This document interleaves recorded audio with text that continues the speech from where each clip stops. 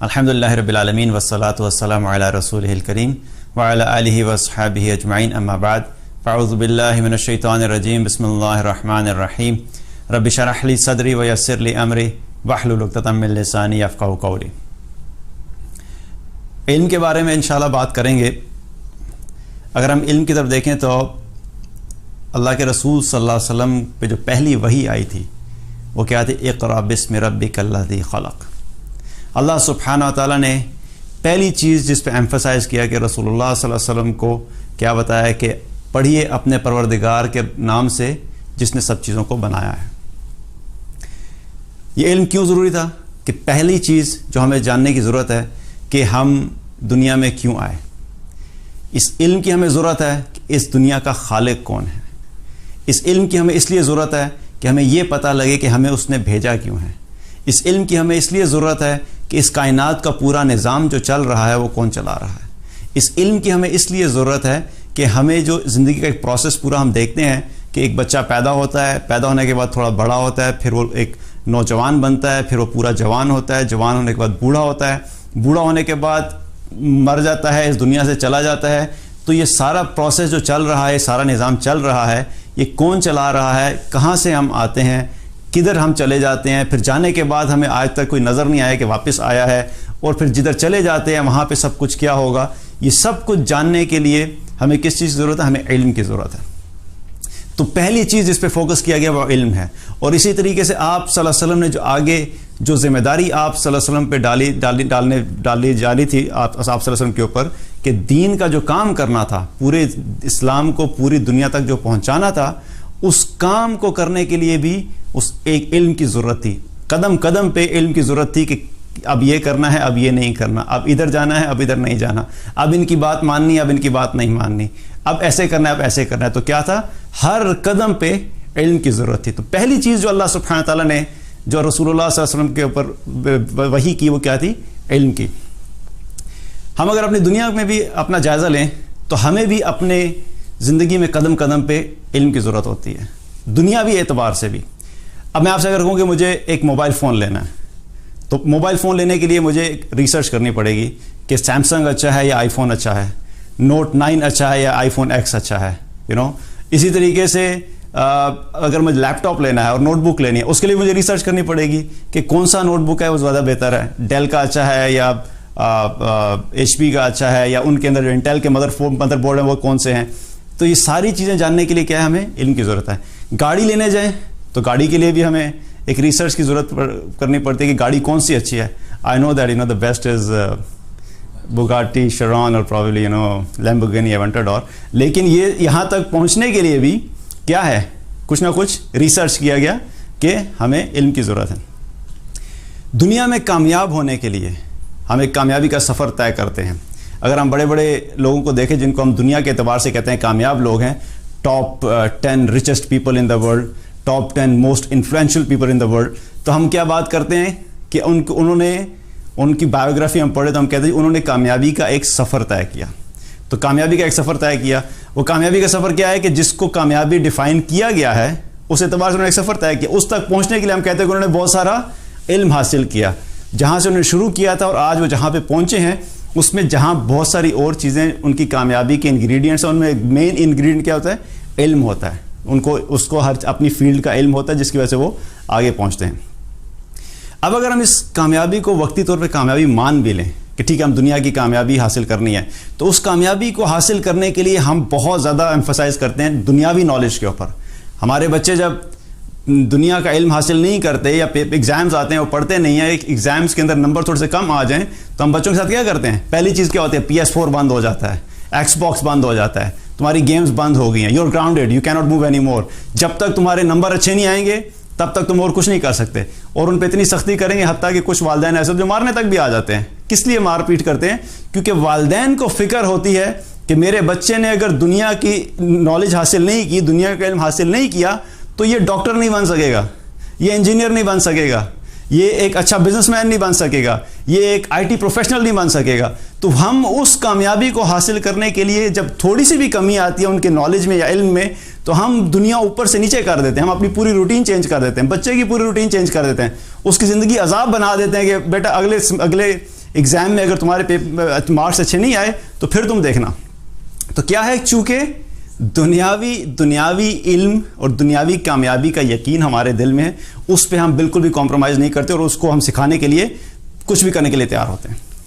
اب اگر اس کو ہم تھوڑی دیر کے مان بھی لیں کہ چلیں دنیاوی کامیابی حاصل ہو بھی گئی, میکسیمم ہم کیا حاصل کریں گے؟ اچھی جاب ہو جائے گی, اچھا بزنس مل جائے گا, بزنس پوری دنیا میں پھیل جائے گا. میں کہتا ہوں پوری دنیا میں حکومت ہوگی, پوری دنیا کی حکومت اگر مل بھی گئی تو اللہ سبحانہ تعالیٰ اس دنیا کے بارے میں کیا فرماتا ہے؟ وَمَا الْحَيَاةُ الدُّنْيَا إِلَّا مَتَاعُ الْغُرُورِ. دنیا کی زندگی سوائے دھوکے کے اور کچھ بھی نہیں ہے. تو اگر یہ پوری دنیا حاصل کر بھی لی تو بڑی اس میں کوئی خوشی کی بات نہیں ہے, کیونکہ آپ نے ایک دھوکے کے اوپر اپنا غلبہ حاصل کر لیا, آپ نے ایک دھوکے کے اوپر آپ نے اس کو ڈومینیٹ کر لیا. تو اصل میں ہے کیا ہے؟ تو دھوکہ ہی. اور آخرت کی زندگی اور دنیا کی زندگی کا مقابلہ کیا جائے تو آخرت کی زندگی کے بارے میں اللہ تعالیٰ نے کیا فرمایا؟ وَالْآخِرَةُ خَيْرٌ وَأَبْقَىٰ. اور آخرت کی زندگی کیا ہے؟ وہ بہتر بھی ہے اور باقی رہنے والے بھی ہے, ہمیشہ رہنے والے بھی ہے. Now I ask you question کہ جو تھوڑی سی زندگی ہے اس میں کامیابی حاصل کرنے کے لیے اگر ہمیں علم کی اتنی ضرورت ہے, اس کی کامیابی حاصل کرنے کے لیے ہم اتنے سیریس ہوتے ہیں علم حاصل کرنے کے لیے, اس میں کامیاب ہونے کے لیے ہم اپنے بچوں کے اوپر اتنا زیادہ ٹائم لگاتے ہیں, اتنی انرجی لگاتے ہیں, اتنی ایفرٹس کرتے ہیں, تو کیا آخرت کی کامیابی ہمیں بغیر علم کے حاصل ہو سکتی ہے؟ ہمارا یقین ہے کہ دنیا کی کامیابی علم کے بغیر حاصل نہیں ہو سکتی. So what do you think کہ جو آخرت کی کامیابی ہے کہ وہ بغیر علم کے حاصل ہو جائے گی؟ اس کے لیے کوئی علم کی ضرورت نہیں ہے. ہمیں اپنی زندگی کی کامیابی کا جو سفر طے کرنا ہے, پوائنٹ اے سے لے کے جب ہم MBA کریں گے, بزنس کریں گے, تو ہمارے پاس پورا پلان ہوتا ہے اپنے بچوں کے لیے اور اپنے لیے کہ ہمیں ان سٹیجز کو پورا کرنا ہے, ان مائل سٹونز کو کور کرنا ہے. ابھی بچہ یہاں پہ پڑھے گا, گریجویشن اس جگہ سے کرے گا, ماسٹر جو ہے وہ دنیا میں فلاں یونیورسٹی سے جا کے کرے گا. پہلے سے ہی 5 سال پہلے سے ہم نے پلانز بنا کے رکھے ہوئے ہوتے ہیں, کیونکہ ہم چاہتے ہیں کہ دنیا میں وہ کامیاب ہو جائیں. اس کے لیے علم کی ضرورت ہے اور وہ پورا پلان ہمارے پاس موجود ہے. لیکن سوال ہمیں یہ کرنے کی ضرورت ہے, کیا ہمارے پاس اپنے لیے اور اپنے بچوں کے لیے آخرت کی جو کامیابی ہے, وہ سفر جو طے کرنا ہے, اس علم کی ہمیں فکر ہے کہ نہیں؟ وہ علم ہمیں دنیا کی کتابوں میں نہیں ملے گا. آپ مینجمنٹ کی بکس اٹھا کے دیکھ لیجئے, آپ ٹیکنالوجی کی بکس اٹھا کے دیکھ لیجئے, آپ فائننس کی بکس اٹھا کے دیکھ لیجئے, آپ کمپیوٹر سائنسز کی بک اٹھا کے دیکھ لیجئے, آپ انجینئرنگ کو اٹھا کے دیکھ لیجئے, کوئی بھی دنیاوی کتاب اٹھا کے دیکھ لیں, کہیں پر بھی آپ کو یہ نہیں ملے گا کہ آخرت میں اگر کامیاب ہونا ہے تو تمہیں کیا کرنا ہے. یہ علم صرف اور صرف ہمیں قرآن اور سنت میں ملے گا. تو اس کا مطلب کیا ہے کہ ہمیں دنیا کی کامیابی میں جیسے علم کی ضرورت ہے, ہمیں آخرت کی کامیابی میں اس سے زیادہ علم کی ضرورت ہے. جتنے سیریس ہم دنیا کے علم کے لیے ہیں, ہمیں اس سے زیادہ سیریسنس آخرت کے علم کے لیے چاہیے. اگر ہم ٹیمپریریلی دنیا کے علم کو حاصل کر کے دنیا کی کامیابی حاصل کر بھی لی لیکن آخرت میں ناکام ہو گئے تو یہ بہت بڑا ناکام ہوگا. لیکن اگر کسی نے دنیا میں تھوڑے بہت کمپرومائز بھی کر لیا لیکن آخرت کا علم آ گیا, آخرت میں کامیابی کا علم آ گیا, تو کیا ہوگا؟ آخرت میں وہ لوگ کامیاب ہوں گے اور حقیقی کامیاب وہی لوگ ہوں گے. اسی علم کے بارے میں رسول اللہ صلی اللہ علیہ وسلم نے بہت زیادہ ایمفسائز کیا, بہت ساری احادیث میں بتایا کہ علم کی ضرورت کیوں ہے. صحیح مسلم کی ایک روایت ہے جس میں اس کا مفہوم ہے, آپ صلی اللہ علیہ وسلم نے فرمایا کہ جو شخص بھی علم دین سیکھنے کے لیے سفر کرتا ہے, اللہ تعالیٰ اس شخص کے لیے جنت کا راستہ آسان کر دیتا ہے. انسان نکلا علم دین سیکھنے کے لیے, سفر کیا, تو اللہ سبحانہ تعالیٰ ایسے شخص کے لیے جنت کا راستہ آسان کر دیتا ہے. ایک تو یہ وجہ ہے کہ ظاہر ہے جب وہ دین کا علم سیکھنے کے لیے نکلا ہے گھر سے تو وہ قربانیاں دے رہا ہے, وہ اپنے مال کی قربانی دے رہا ہے, وہ اپنے وقت کی قربانی دے رہا ہے, وہ مشکلات دیکھ رہا ہے, وہ اپنے گھر والوں سے دور ہے, اپنے گھر سے دور ہے. یہ تمام قربانیاں جو اللہ کو محبوب ہیں, تو ان قربانیوں کے نتیجے میں ایک تو اللہ اس کو علم دے گا اور دوسرا علم, اس علم کی وجہ سے اللہ سبحانہ تعالیٰ اس کا جنت کا راستہ آسان کر دے گا. دوسری وجہ کیا ہے کہ جنت میں جانے کے لیے جو راستہ ہے, میں نے آپ کو کیا بتایا کہ ہمیں دنیاوی کتابوں میں نہیں ملے گا.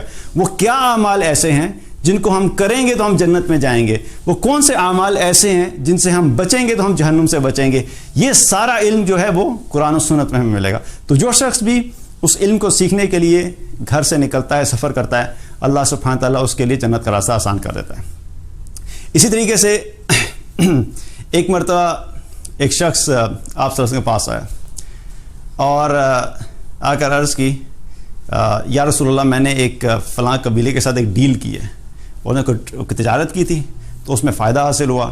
تو وہ شخص آپ صلی اللہ علیہ وسلم کے پاس آیا اور آ کے کہا کہ یا رسول اللہ, میں نے ایک ڈیل کی ہے اور مجھے اس میں بڑا فائدہ حاصل ہوا ہے, دیکھیے مجھے بہت زیادہ فائدہ حاصل ہوا ہے. تو آپ صلی اللہ علیہ وسلم نے فرمایا کہ جو شخص بھی قرآن کی 10 آیات سیکھ لیتا ہے وہ اس سے زیادہ نفع حاصل کرتا ہے.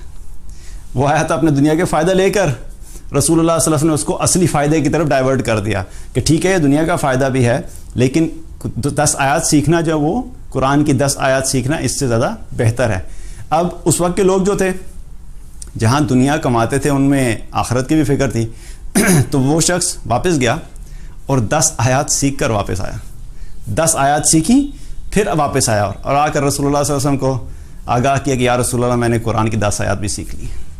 تو کیا ہے کہ دنیا کی اگر فکر ہے لیکن ساتھ ساتھ آخرت کی بھی فکر تھی ان لوگوں کو. تو اسی طریقے سے صحابہ میں علم سیکھنے کا شوق تھا. انہوں نے جو علم سیکھا اس کے لیے انہوں نے بڑی قربانیاں دیں. عبداللہ ابن عباس رضی اللہ عنہ کون ہے؟ رسول اللہ صلی اللہ علیہ وسلم کے چچا کے بیٹے. تو رشتے میں کیا ہوئے؟ چچا زاد بھائی, کزن ہوئے. ان کو علم سیکھنے کا اتنا شوق تھا کہ بچپن میں ایک دفعہ اپنے ایک دوست کے ساتھ کھیل رہے تھے, چھوٹے تھے اور اپنے دوست کے ساتھ کھیل رہے تھے. کھیلتے کھیلتے اپنے دوست سے کیا کہنے لگے کہ چلو چلتے ہیں جا کے صحابہ سے کچھ علم سیکھتے ہیں, چونکہ ان کے اندر علم سیکھنے کا ایک شوق تھا. تو جو دوست تھا اس نے کہا کہ صحابہ سے علم سیکھو گے, صحابہ اتنے بڑے بڑے جلیل القدر صحابہ ہیں, ان سے کیا سیکھو گے؟ لوگ ان سے ڈائریکٹ جا کے پوچھ لیں گے, تم سے کون پوچھے گا, کیوں تم اپنے آپ کو اتنی مشکل میں ڈالتے ہو. تو انہیں بات پسند نہیں آئی. انہوں نے اس بات پہ اپنے اس دوست کو چھوڑ دیا اور علم سیکھنے میں مشغول ہو گئے. اور پھر اتنے علم سیکھا اور اتنے صحابہ سے سیکھا کہ ایک وقت ایسا آیا کہ ایک دفعہ بیٹھے ہوئے تھے اور ان کے گرد بہت بڑا مجمع لوگوں کا بیٹھا تھا جو علم حاصل کر رہا تھا. تو وہی دوست جو بچپن کا تھا وہ قریب سے گزرا اور دیکھا, تو دیکھ کر ان کو حیران ہونے لگا کہ یہ وہی عبداللہ ابن عباس ہے جن کو میں نے چھوڑا تھا. آج وہ دوست تو پتہ نہیں کیا تھا, کوئی بھی نہیں جانتا, لیکن انہوں نے اپنے آپ کو علم میں لگایا. تو آج 1400 سال کے بعد بھی ہم سب ان کا عزت سے نام لے رہے ہیں علم کے اعتبار سے کہ اللہ سبحانہ وتعالیٰ ان کو اتنا علم عطا فرمایا. اور وہ کیا کرتے تھے جب علم سیکھنا تھا, تو جب انہیں پتہ لگتا تھا کہ فلاں صحابی کے پاس علم ہے تو جاتے تھے, اپنے پاس ایک چادر رکھی ہوئی تھی, جا کے ان صحابی کے گھر کے باہر چادر بچھا کے بیٹھ جاتے تھے, پتہ کرتے تھے ملنا ہے. تو جب پتہ لگتا تھا کہ وہ سو رہے ہیں تو وہ کیا کرتے تھے, وہ واپس نہیں آتے تھے, چادر بچھا کے ان کے گھر کے باہر بیٹھ جاتے تھے. اب وہ بیٹھے ہوئے انتظار میں گھنٹہ گزر گیا, 2 گھنٹے گزر گئے, 3 گھنٹے, جب تک وہ صحابی خود باہر نہیں نکلتے تھے ان کو دوبارہ ڈسٹرب نہیں کرتے تھے. جب وہ صحابی باہر آتے تھے تو ان کو جب وہ دیکھتے تھے کہ عبداللہ ابن عباس بیٹھے ہوئے ہیں, تو وہ صحابی چونکہ جانتے تھے کہ نسب کے اعتبار سے ان کے چچا کے بیٹے ہیں تو تمام صحابہ ان کی عزت کیا کرتے تھے. تو وہ صحابہ کہتے تھے کہ آپ ہمیں بلا لیتے, اگر آپ کو کچھ سیکھ رہا تھا آپ ہمیں بلا لیتے. تو کہتے نہیں, علم میں نے سیکھنا ہے, آپ نے نہیں سیکھنا. تو سیکھنے والا میں ہوں, تو اس کا تقاضا یہ ہے کہ میں آپ کے پاس آؤں, آپ میرے پاس نہیں آئیں گے. تو اب آپ سوچیے یہ بات کہنا کتنی آسان ہے کہ کسی کے گھر کے باہر 3 گھنٹے پہ میں آپ کو بھی کہوں کہ اچھا جاؤ فلاں ایک حدیث ہے, فلاں عالم ہے, ان کے گھر کے باہر ان پاس جاؤ اور ایک حدیث سیکھ کے آ جاؤ. اب آپ جائیں گے, آپ بیل بجائیں گے, وہ کہیں گے جی گھر پہ نہیں ہے, تو آپ کیا کہیں گے؟ واپس آ جائیں گے. یا وہ کہیں گے سو رہے ہیں, تو ہم کیا کریں گے؟ واپس آ جائیں گے. لیکن وہ بیٹھے رہتے تھے کہ کہیں میرا موقع نہ ضائع ہو جائے کہ آج میں سیکھنے کے لیے آیا ہوں, ٹھیک ہے 2-3 گھنٹے اگر بیٹھ جاؤں گا ٹھیک ہے, لیکن میں یہ موقع ضائع نہیں کرنا چاہتا. تو کیا تھا, علم کا جب شوق تھا تو اس علم کو حاصل کرنے کے لیے انہوں نے قربانیاں بھی دی اور مشقتیں بھی جھیلیں. اسی طریقے سے ابن عباس رضی اللہ عنہ جب ایک مسئلہ سیکھتے تھے تو وہ ایک صحابی سے نہیں سیکھتے تھے, ایک مسئلے کو سیکھنے کے لیے وہ 30 صحابہ کے پاس جایا کرتے تھے. ایک ہی چیز ہے, ایک کے پاس گئے, دوسرے کے پاس گئے, تیسرے کے پاس گئے, 30 صحابہ کے پاس گئے اس ایک مسئلے کو سیکھنے کے لیے تاکہ علم کی گہرائی تک پہنچ سکے. اور جتنا انسان اہل علم کے پاس بیٹھتا ہے اتنا زیادہ علم حاصل کرتا ہے. اور ایک مرتبہ ایک مسئلے کو سیکھنا تھا انہوں نے, اس مسئلے کو سیکھنے کے لیے عمر بن خطاب رضی اللہ عنہ کے پاس گئے. اور عمر رضی اللہ عنہ کے پاس عبداللہ ابن عباس نے 1 سال گزارا صرف ایک مسئلے کو سیکھنے کے لیے. 1 سال ان کے پاس گزارا صرف اس ایک مسئلے کو سیکھنے کے لیے کہ میں اتنا وقت گزارا. تو جب علم سیکھنے کا شوق ہوتا ہے نا تو پھر ایسے لوگ پیدا ہوتے ہیں. اس کے لیے ہمیں شوق کی ضرورت ہے, قربانی کی ضرورت ہے. ابو ایوب انصاری رضی اللہ عنہ صحابی رسول ہیں. تو جب اسلام, یہ سب لوگ تو زیادہ تر مدینہ میں ہی تھے, لیکن جب اسلام کی فتوحات ہوئی تو بہت سارے صحابہ مدینہ سے باہر چلے گئے, تو یہ مصر چلے گئے تھے. تو انہوں نے ایک حدیث سنی ہوئی تھی رسول اللہ صلی اللہ علیہ وسلم سے. اب حدیث انہوں نے رسول اللہ صلی اللہ علیہ وسلم سے خود سنی ہوئی ہے, ایسا نہیں کہ حدیث معلوم نہیں ہے, حدیث سنی ہوئی ہے, لیکن حدیث کے الفاظ کو کراس ویریفائی کرنا ہے. کہتے ہیں کہ میرے ذہن میں آیا کہ میں الفاظ جو میرے ذہن میں ہیں حدیث کے کہ وہ الفاظ واقعی وہی ہیں جو آپ نے فرمائے تھے یا کہ الفاظ میں کچھ پھول تو نہیں رہا. اب ان الفاظ کو کراس ویریفائی کرنے کے لیے مصر سے چلے. مدینہ میں پتہ لگا کہ عقبہ بن عامر رضی اللہ عنہ موجود ہیں, انہوں نے بھی رسول اللہ صلی اللہ علیہ وسلم یہ حدیث سنی ہوئی ہے. مصر سے چلے اور مدینہ پہنچے.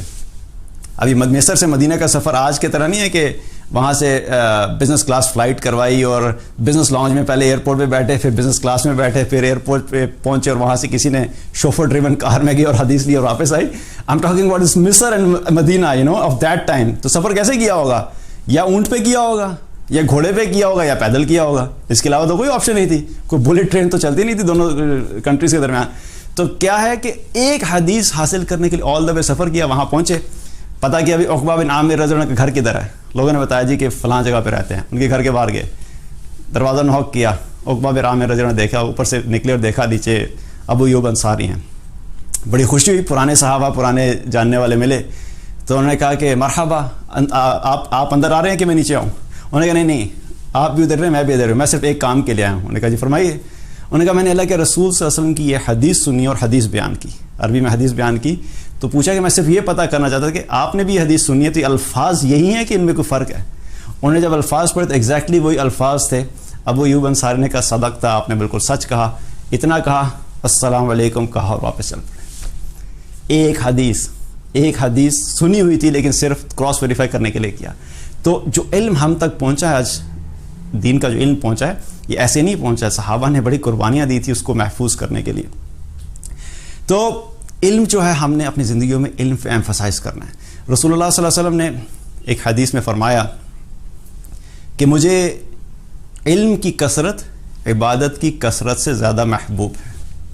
اب عبادت کرنا بڑی بات ہے, لیکن آپ نے کیا فرمایا کہ مجھے علم کی کثرت عبادت کی کثرت سے زیادہ محبوب ہے. اب اگر دیکھا جائے تو آج جب ہماری دین کی طرف رغبت ہوتی ہے تو پہلی چیز ہم کیا کرتے ہیں, ہم فوراً اپنے آپ کو عبادات میں بڑھا دیتے ہیں, جو کہ ٹھیک ہے, اس میں کوئی غلط بات نہیں ہے کہ عبادات میں آگے بڑھنا, یہ بھی بہت اچھی بات ہے. لیکن ہمیں وہ بیلنس کریٹ کرنا ہے کہ ہمیں عبادات کے ساتھ ساتھ علم بھی حاصل کرنا ہے, کیونکہ رسول اللہ صلی اللہ علیہ وسلم کیا فرما رہے ہیں کہ مجھے علم کی کثرت عبادت کی کثرت سے زیادہ محبوب ہے. تو اس لیے اس عبادت کو بھی ٹھیک کرنے کے لیے کیا ہمیں علم چاہیے. اگر عبادات بہت زیادہ ہوگی, عبادات بہت زیادہ بڑھ گئی, لیکن آپ نے ان عبادات کے لیے علم نہیں حاصل کیا, تو ان عبادات کے اندر وہ خشیت نہیں ہوگی, وہ فائدہ نہیں ہوگا جو کہ ایک علم کے ساتھ عبادت کی جاتی ہے. اس لیے ان عبادات کو بھی خوبصورت بنانے کے لیے ہمیں علم کی ضرورت ہے. تو علم پہ ایمفسائز کیا آپ سے کہ علم کی کثرت آپ سے کو زیادہ پسند تھی. اسی طرح ایک دفعہ ایک شخص, ایک صحابی ہیں, آپ صلی اللہ علیہ وسلم کے پاس آئے. آپ صلی اللہ علیہ وسلم مسجد میں بیٹھے ہوئے تھے تکیے کے ساتھ ٹیک لگائے ہوئے. تو ان صحابی نے آ کے عرض کیا یا رسول اللہ میں علم سیکھنے آیا ہوں, میں علم حاصل کرنے آیا ہوں. تو آپ صلی اللہ علیہ وسلم نے فرمایا کہ مرحبا, مبارک ہو. طالب علم کے لیے, طالب علم کو فرشتے اپنے پروں سے گھیر لیتے ہیں. طالب علم کو فرشتے اپنے پروں سے گھیر لیتے ہیں. طبرانی کی روایت ہے.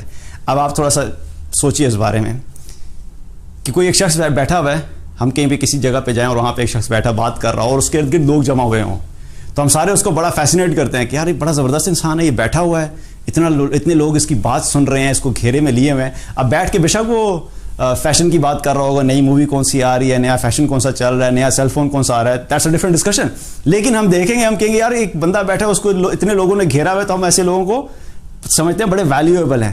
تو یہاں پر کیا ہو رہا ہے کہ اللہ کے رسول صلی اللہ علیہ وسلم کیا فرما رہے ہیں کہ جو علم حاصل کرنے کے لیے طالب علم ہوتا ہے اس کو فرشتے گھیر لیتے ہیں, اس کو فرشتے گھیر لیتے ہیں. بندوں کی بات نہیں کر رہا, انسانوں کی بات نہیں کر رہا, فرشتے گھیر لیتے ہیں. اور نہ صرف گھیر لیتے ہیں بلکہ وہ زمین سے لے کے آسمان تک پہنچ جاتے ہیں. وہ فرشتے پورا ایک راؤنڈ سرکل بنا کے آسمان تک پہنچ جاتے ہیں. اور پھر آپ صلی اللہ علیہ وسلم نے فرمایا کہ یہ فرشتے اس طالب علم سے محبت کرتے ہیں. اب جنہوں نے گھیرا ہے وہ اس سے محبت بھی کرتے ہیں.